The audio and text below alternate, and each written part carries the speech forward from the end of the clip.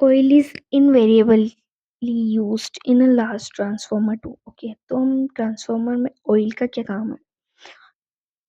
तो option A lubricate the coil. नहीं, हम ट्रांसफार्मर में ऑयल लुब्रिकेशन के लिए नहीं लेते, क्योंकि ट्रांसफार्मर एक स्टैटिक डिवाइस है, तो इसमें कोई मूविंग पार्ट नहीं, तो लुब्रिकेशन की हमें ज़रूरत नहीं। तो लुब्रिकेट द कोर तो गलत हो गया। To insulate the core, yes, हम ट्रांसफॉर्मर ऑयल इंसुलेशन की तरह काम करता है और कूलेंट की तरह भी काम करता है फॉर द सेफ्टी। देखो, ऑयल होता है सेफ्टी के लिए, क्योंकि ऑयल का जो हाई डाई इलेक्ट्रिक स्ट्रेंथ होती है वो डेंजरस आर्किंग और इलेक्ट्रिकल ब्रेकडाउन से प्रिवेंट करती है। तो इंसुलेशन के लिए हम यूज करते हैं। और तो ये बिल्कुल करेक्ट आंसर है। इंसुलेशन और कूलिंग के लिए भी हम ट्रांसफार्मर ऑयल यूज करते हैं। Provide fuel for operation. देखो, ट्रांसफार्मर एक इलेक्ट्रोमैग्नेटिक इंडक्शन पे वर्क करता है, तो यहाँ पे कोई फ्यूल की नीड भी नहीं होती। तो ऑप्शन डी तो इनकरेक्ट है, तो ऑप्शन बी इसका करेक्ट आंसर हो जाएगा। ऑयल इंसुलेट द कोर के लिए ट्रांसफार्मर में यूज किया जाता है। Next question, buckles relay in a transformer is placed in between। देखो, ट्रांसफार्मर बुकल्स रिले हम प्लेस करते हैं मेन टैंक और कंजर्वेटर के बीच में, तो in between the tank and the conservator. Option B इसका करेक्ट आंसर होगा। Next question, which part of the transformer is subjected to maximum heating? Option A frame, B core, winding और oil. देखो, सबसे ज़्यादा हीटिंग, देखो winding जो होती है ट्रांसफार्मर में वो कैरी करती है full load current of the transformer. Heat is generated by I square R copper losses. Ohmic heating होती है during internal, ohmic heating is due to internal resistance. तो क्या होता है कि वाइंडिंग हाईएस्ट कंसंट्रेशन जनरेट करती है थर्मल एनर्जी। तो वाइंडिंग में हीटिंग सबसे ज़्यादा होती है, हीट जनरेट होती है, तो मैक्सिमम हीटिंग तो वाइंडिंग में ही होती है। ऑप्शन सी इसका करेक्ट आंसर हो गया।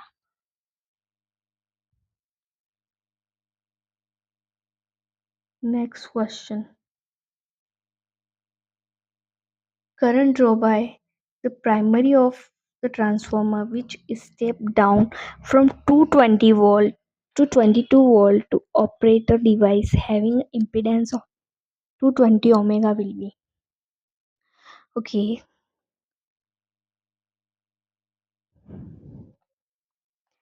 सेकेंड हमें प्राइमरी करंट फाइंड आउट करनी है, उसकी सेकेंडरी करंट है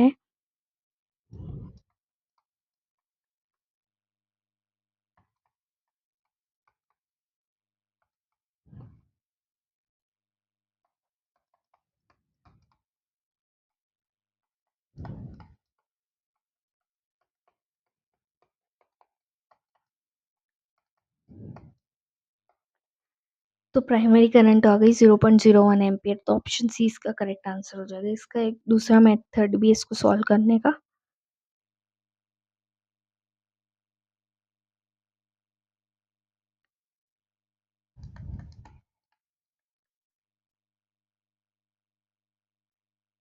की इज योर, ये क्या होता है, n2 by n1 and n2 by n1 is equals two by v1। v2 step down हो रहा है, तो v2 इज 22, v1 इज 220, तो 1/10 हो गया k की value.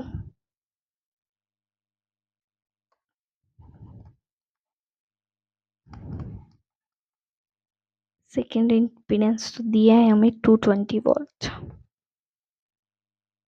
220 omega, sorry 220 omega impedance हमें दिया है। नाउ प्राइमरी इम्पीडेंस हमें मिल गए हैं।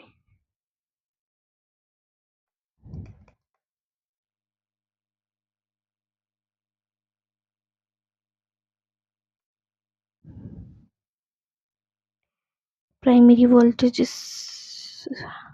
220 इम्पीडेंस हमने निकाला है।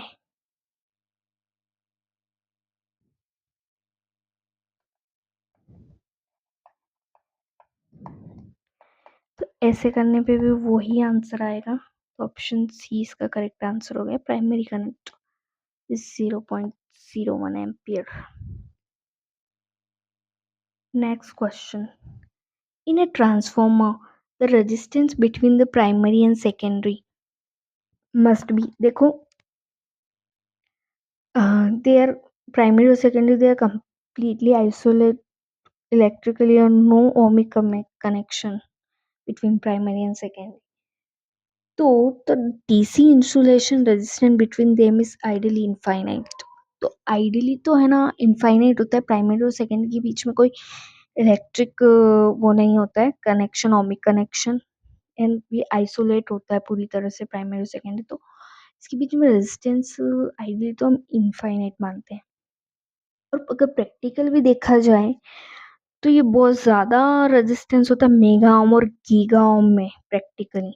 तो यहाँ ऑप्शन में देखो जीरो रेजिस्टेंस तो नहीं होगा। अभी किलो ओम ओम में दिया है और ये अभी 100 के, तो किलो में नहीं होता, होता है तो प्रैक्टिकली बहुत ज़्यादा होता है, मेगा ओम और गीगा ओम तक जाता है, या फिर आइडियली हम देखें तो इनफाइनाइट होता है। तो ऑप्शन डी इसका करेक्ट आंसर हो गया है। Next question, a distribution transformer is selected on the basis of, देखो डिस्ट्रीब्यूशन ट्रांसफॉर्मर, जब ट्रांसफॉर्मर मतलब ऑल डिस्ट्रीब्यूशन ट्रांसफॉर्मर में क्या लोड फ्लक्चुएट करता रहता है, ऑल डेज कंज्यूमर की नीड के हिसाब से लोड उस पर आता है डिस्ट्रीब्यूशन ट्रांसफॉर्मर में। लोड जब फ्लक्चुएट करता है तो हम उसको ऑल डे एफिशिएंसी के हिसाब से, distribution transformer selected on the basis of all day efficiency, पूरे दिन लोड फ्लक्चुएट करता रहता है। तो ऑप्शन ए इसका करेक्ट आंसर हो जाएगा। तो हमें ऑल डे एफिशिएंसी की जरूरत।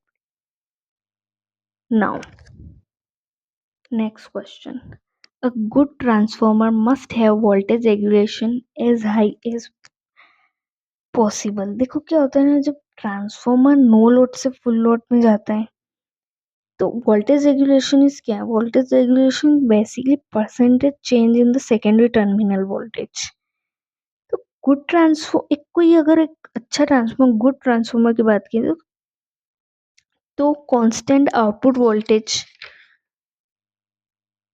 होना चाहिए ताकि हम कंज्यूमर के अप्लायंसेस को प्रोटेक्ट कर सके फ्रॉम सर्वर वोल्टेज ड्रॉप। तो ट्रांसफॉर्मर वोल्टेज रेगुलेशन वैसे तो 0% होना चाहिए, बट नीली हम 2 to 5% मानते हैं। तो अ गुड ट्रांसफॉर्मर का वोल्टेज रेगुलेशन बहुत कम ही होना चाहिए।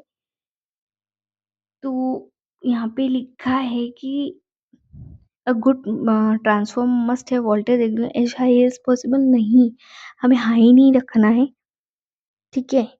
ये अगर हाई होगा तो ये बहुत ही unsafe amount of current draw करेगी जो कि कंज्यूमर के अप्लायंसेस को खराब कर सकती है। तो वोल्टेज रेगुलेशन लो होना चाहिए, तो फॉल्स, हाई तो नहीं होना चाहिए, इसलिए फॉल्स हो गया। Now the next question is, the value of useful flux least depend upon. Okay, तो load useful flux least depend load पे करती है, क्योंकि क्योंकि जब भी है ना लोड चेंज होता है तो सेकेंडरी डीमैग्नेटाइजिंग एमएमएफ जनरेट होता है। तो प्राइमरी वाइंडिंग क्या करती है, immediately counter balance current from the supply draw कर देती है। तो डीमैग्नेटाइजिंग इफेक्ट जो होता है वो न्यूट्रलाइज हो जाता है। तो जब ये न्यूट्रलाइज हो जाता है तो लोड से तो फर्क ही नहीं पड़ा, क्योंकि जब लोड बढ़ भी रहा था और डीमैग्नेटाइजिंग एमएमएफ था भी तो उसने उसको न्यूट्रलाइज कर दिया। तो सबसे कम इफेक्ट, तो फ्लक्स तो रिमेन अनचेंज्ड ना, फ्लक्स तो कांस्टेंट हो गया, तो उसको उस पर फर्क ही नहीं पड़ा। तो the value of useful flux least depend on load. तो ऑप्शन सी इसका करेक्ट आंसर हो गया। Next question, A 10 kVA,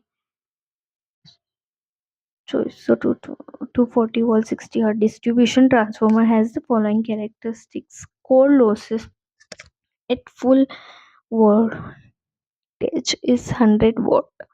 At full load is 100 watt, and core loss at half is 60 watt. Okay, when what is the efficiency of transformer when it delivers full load of 0.8 power factor lagging?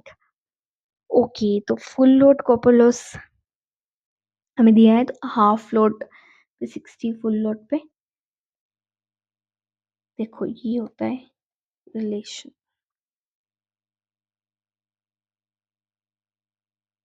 Full load copper loss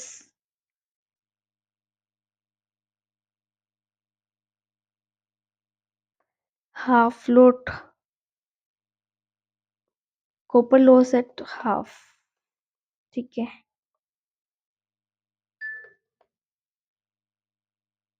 half square x is year half, ठीक है।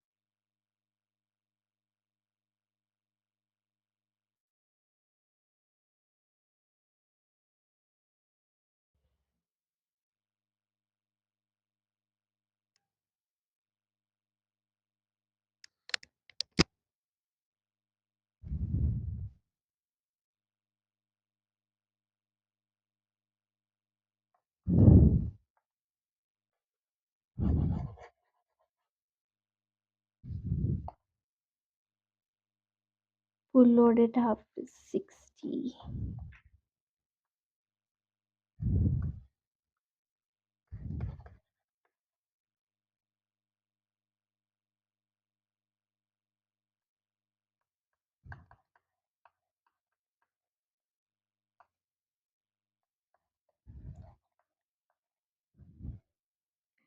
Okay, तो efficiency निकालना हमें।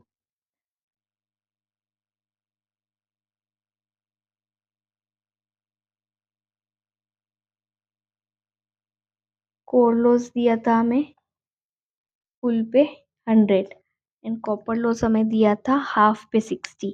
तो हमें copper loss निकालना था full पे कितना है, तो ये होता है फॉर्मूला, तो हमने निकाल लिया। कॉपर लॉस फुल पे हमने निकाल लिया 240। अब कॉपर लॉस फुल पे आ गया 240 और कोर लॉस भी फुल पे दिया हुआ है 100 वॉट। अब हम एफिशिएंसी निकालेंगे।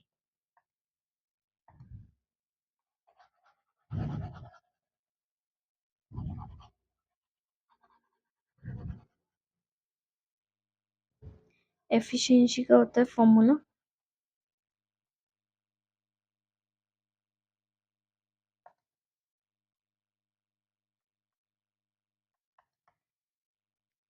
10 kVA 10 kVA into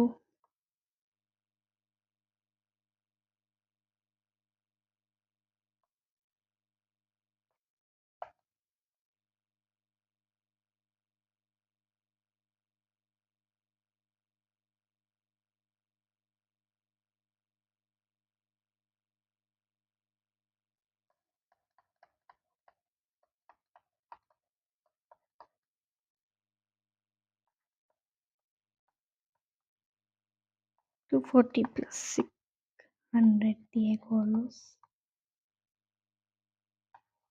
इसको हम सॉल्व करेंगे, आंसर आ जाएगा इसका 95.92%। ऑप्शन सी इसका करेक्ट आंसर हो गया।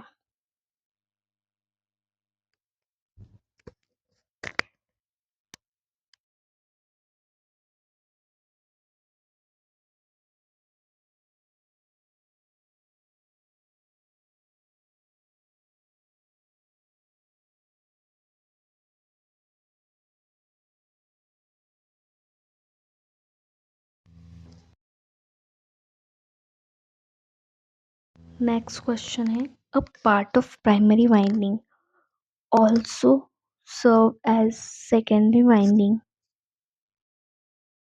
in a, अच्छा जो प्राइमरी वाइंडिंग हुई सेकेंडरी वाइंडिंग, तो ऑटो ट्रांसफार्मर इसका करेक्ट आंसर हो गया। Option B auto transformer. देखो ऑटो ट्रांसफार्मर में एक ही वाइंडिंग होती है, प्राइमरी वाइंडिंग एन की तरह भी काम करती है और सेकेंडरी वाइंडिंग, तो ऑप्शन बी ऑटो ट्रांसफार्मर इसका करेक्ट आंसर हो गया। The no load primary current will be approximately in the range of time the rated load current in the transformer।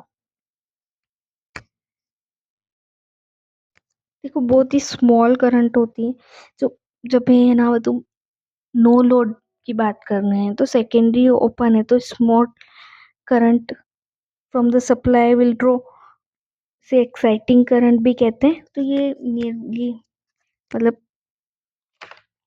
0.1 इसका करेक्ट आंसर हो जाएगा, very small current.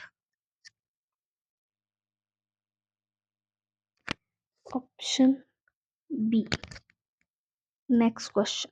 So, short circuit test on transformer is conducted due to core losses at any load, hysteresis loss, only ohmic loss, eddy current loss on। देखो short circuit test में क्या होता है,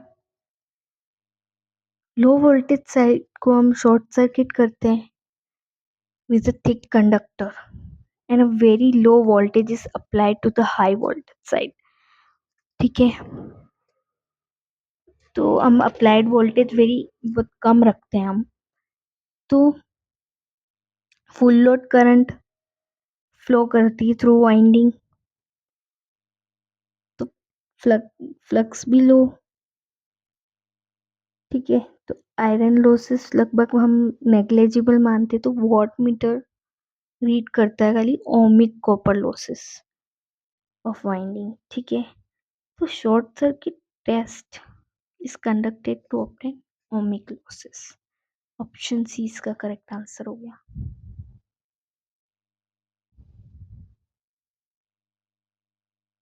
A relatively high load transformer efficiency is low because, देखो जब भी light load होता है तो ट्रांसफार्मर का टोटल लॉस क्या होता है, तो फिक्स्ड लॉसेस और एक वेरिएबल लॉसेस प्लस दोनों का कॉम्बिनेशन, तो fix losses plus variable loss is equal to total losses. तो जो ट्रांसफार्मर के फिक्स लॉसेस होते हैं, ठीक है, वो तो रहेंगे ही। ठीक है, और जो वेरिएबल लॉस होते हैं वो change with the square of the load, तो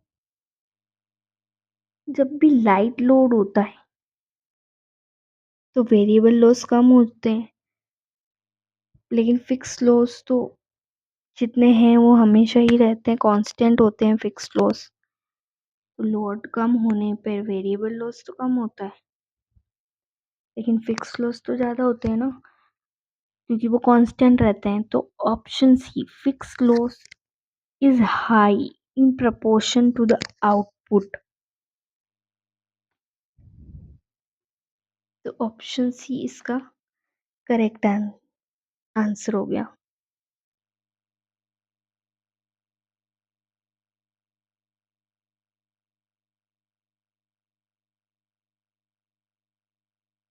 next question, an electric transformer is,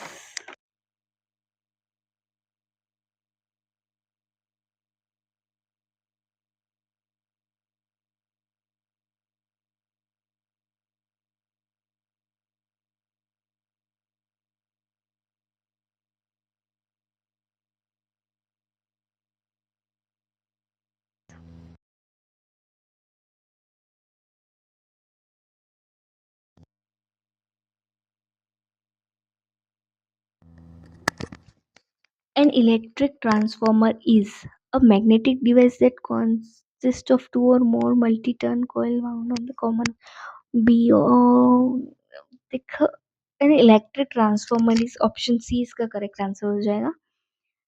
An electric transformer is an electric device that consists of two or more multi-turn coil wound on a common core. तो option B इसका correct हो जाएगा. जैसे कि conventional transformer में तो दो winding होती है, लेकिन हम कई डिजाइनिंग में हम देखते हैं, कई पर्पज में हम मल्टी वाइंडिंग भी होती है, मल्टी टर्न भी होती है, हम थर्ड टर्शरी वाइंडिंग भी हम यूज करते हैं. तो ऑप्शन सी इसका करेक्ट आंसर हो गया. ओके, तो आज के लिए इतना ही. हम ट्रांसफार्मर ही कंटिन्यू करेंगे नेक्स्ट वीडियो में भी.